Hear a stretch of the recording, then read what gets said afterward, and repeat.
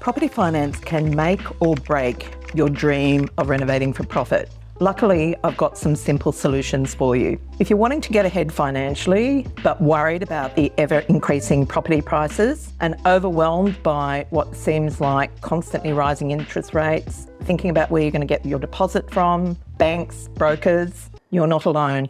I've been helping women strategically plan their property renovations for over 10 years now. And it all begins with that big, scary F word, finance. So in this video, I want to cover each step in my proven finance process so that you can follow along and finance your renovation projects too. I'll also show you my exact financial structure that I've used to buy, renovate and sell properties for profit for over 30 years without the red tape and stress that usually goes along with it. With a varying range of interest rates and conditions, figuring out renovation profit can feel a little bit like entering into a maze. There is a different option with varying interest rates and features at every turn, and you're not sure which one's right for you. It can feel daunting and sometimes just seem too hard. So in this video, I'm going to share some signposts so you can navigate your way to the right finance option for your project. Now, it's important to note that this is not personal advice. You need to get advice specifically in relation to your personal circumstances from your own broker, accountant, and financial planner. So I'm just going to go through some of the products. First, there is an investment loan, and you use that to actually buy the property that you're going to renovate. Then there is an equity loan or a line of credit, and this gives you a bucket of money that you can access to pay your deposit and all the costs that aren't covered by the investment loan. You may also be able to source a construction loan. A construction loan is based on the value of the completed contract and your builder's contract. In this instance, you don't get a bucket of money. The money is released in line with the progress of the project. And as you progress with the project, the money is released by the bank and according to the percentage of work that's completed. And then there is the personal loan route. This is a straightforward path, often used for smaller projects. There are also other options such as credit card, reverse mortgage, and private lending, to name a few. Each option has its terms and conditions and suitability for different project sizes and types, making it easier to navigate once you know what to look for. Understanding your financial options is just the first step in your journey.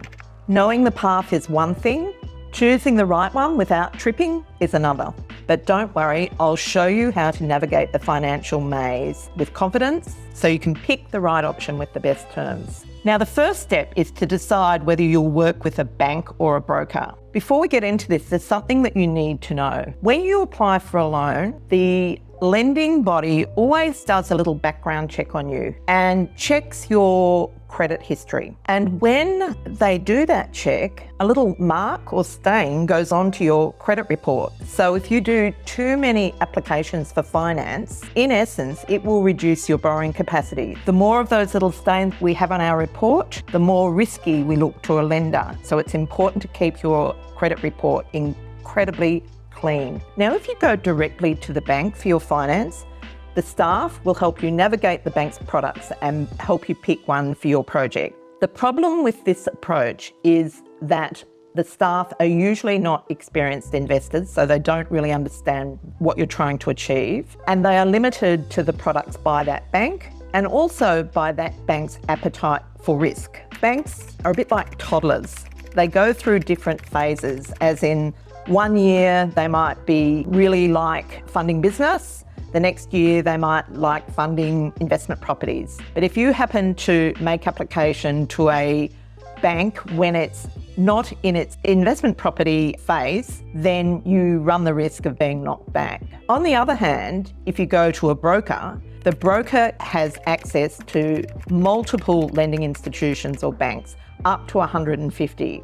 So not only do they have a range of products in each bank, they have a range of banks to go to. And what they can do is direct your application to a bank where they know your type of loan is consistent with their appetite at the time, and that they're almost certain that you will be successful. The other thing about working with the broker is they work a little bit like a personal banker.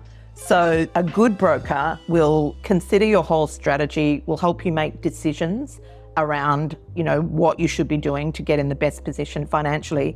And they will check in with you once you have got your finance and make sure that you're still on the best product. So that, if the product becomes outdated and say you're paying too much interest, generally a good broker will review that product and ensure that you are in the best financial position possible. Now, in the beginning of this video, I promised to share the framework that I've used to finance my projects for the past 30 years. Now, before you buy the property, you must have your finances set up, have chosen your bank or broker to work with, have pre-approval for the purchase of the property, and have the funds in place and accessible to pay for the deposit and the renovation. So there are two components to my structure. The first one is that investment loan that I spoke about earlier in the video. So you want to have pre-approval for that and have that in place ready for when you purchase your project. The second is an equity loan or a line of credit.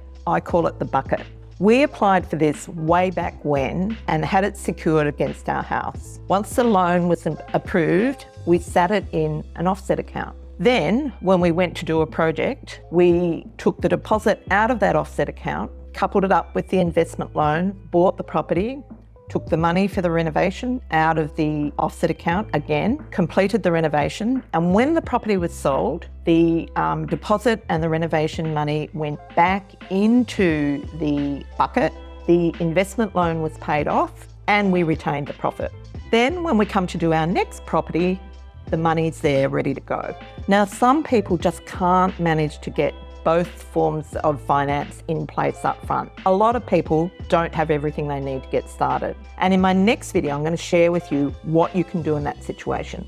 But for now, I've given you a basic understanding of the products that you can use to fund your project and how partnering with a good broker will help you protect your credit score and guide you through the application process. So you too can set up a financial framework that enable you to profitably renovate for decades. With the right knowledge, guidance, and financial structure, you can tackle renovating for profit and set yourself up for an abundant life. If you don't have a clear framework to follow or don't even know where to start, my proven system can help you get on the profitable renovating path while avoiding all the mistakes that beginner renovators make. To make sure you avoid those mistakes, watch this video here now.